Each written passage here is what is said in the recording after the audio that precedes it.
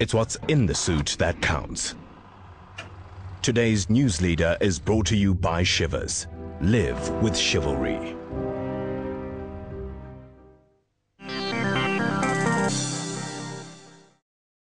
Welcome to News Leader. Harmony's margins are bulging after a record quarter, which saw it record 1 billion rand in headline earnings. The cash operating margin more than doubled to 43%, but its full-year output targets have been cut owing to safety issues. Briggs is the CEO of Harmony Gold and joins me on the line now from Cape Town. Graham, welcome. Hello, Guilietta. Thanks very much for having me. Graham, obviously you're at the mining Indaba, and we'll get to that in just a moment, but it was clearly a fantastic quarter. Please, will you talk us through some of the highlights? Guilietta, there are obviously several things in the quarter that made it good, and one of them was the operating performance. Our teams on the various operations did a good job on the operating performance, and also on the grade. The recovered grade improved dramatically, and so those are some of the issues that did well this quarter. The gold price, of course, treated us very well, although the dollar gold price came down slightly, and from about 3% or so. But the rand weakened during the quarter to 810, average of 810, which took the rand gold price to 438,000 rand a kilogram. So that helped us as well. Graham, on the issue of grades, was it a matter of luck, or was it deliberate strategies that Harmony had put in place to target the grades and lift them somewhat? No, it's deliberate, Guilietta. We've been planning this year to get a grade of around about 4.8 grams a ton. I think the percentage that you see increase quarter on quarter is a little bit false, because last quarter we underperformed a little bit. So I guess it's sort of off a lower base.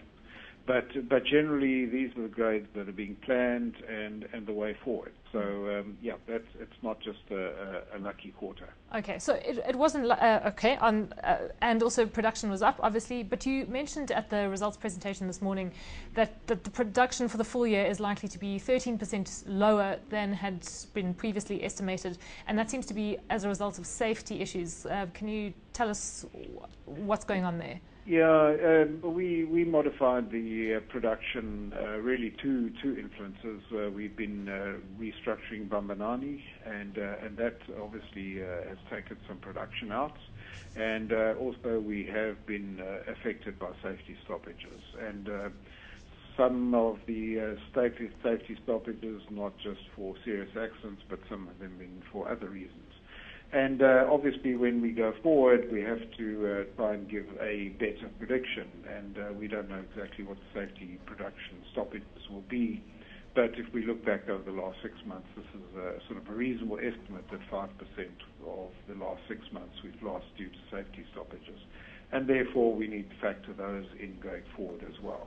So that's how we've looked at it, and that's why we've come up with the modified expectation for the year. Graham, there's obviously a lot of unhappiness from the part of various mining companies. Aquarius Platinum last week came out with quite a stinging attack against government. On the one hand, though, you are reporting fatalities at the mine, so there are still fatal accidents, and zero harm seems to be an impossible goal. But on the other hand, it does seem that the Department of Mining Resources is maybe dragging its feet when it comes to mine visits. I mean, what is actually going on at the moment? And could it be improved, this issue of safety stoppages? Could we see less production being affected? Yeah, my opinion is that it could be improved. And what we have here is obviously there's a massive moral issue here. I mean, if somebody gets injured at work, it's a serious thing. We need to investigate it and try and prevent it from happening again. So, in that way, I think all parties are aligned. However, it's a fairly intensive business when it comes to labor, and therefore we are dealing with individuals as well. The safety stoppages in a long way have become, I think, fairly punitive to us, in that, they're normally issued to a general manager or general manager section, and sometimes that can affect several operations. It can be that one operation is affected for many weeks, even though it's got a reasonable safety record, and it's really an adjacent operation that had a poor safety record. So, the net result of this, of course, is that it reflects in the cost, because we get the costs, we don't get the revenue.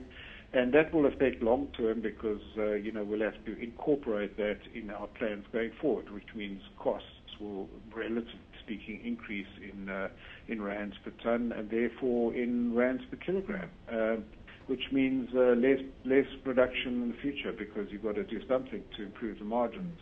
And, it's not good when you look at the sort of effect of exports, mineral exports, because, month on month we see that going down, and this is part of the reason. So I believe that, there are more constructive ways of trying to solve this issue of safety.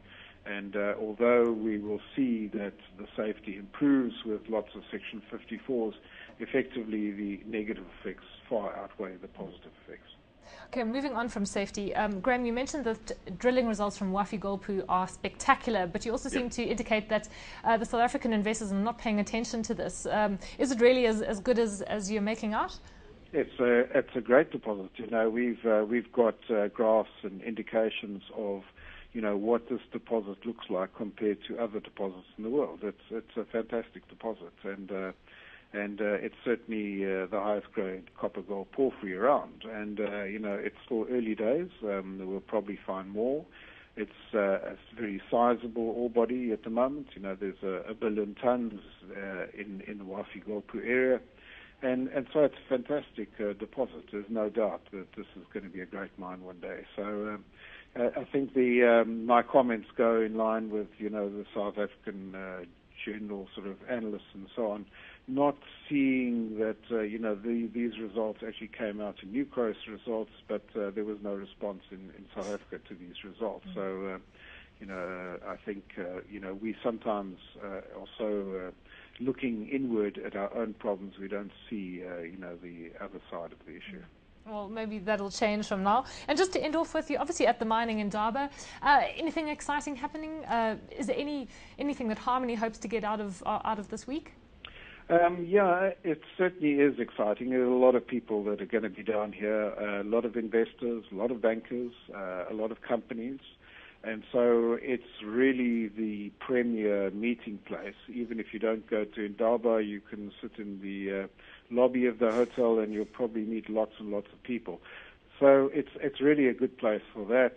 It's good for us because we will probably catch up with 80% of our investors. And so instead of me traveling to London and other places, I will see them here.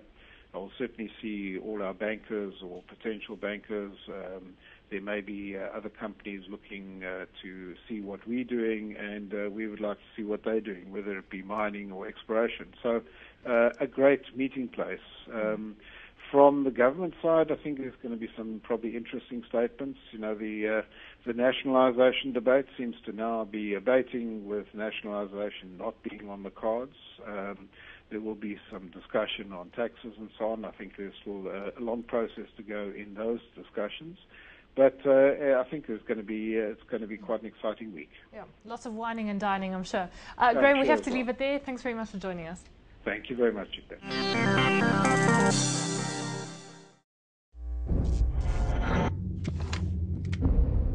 It's what's in the suit that counts. Today's news leader was brought to you by Shivers. Live with chivalry.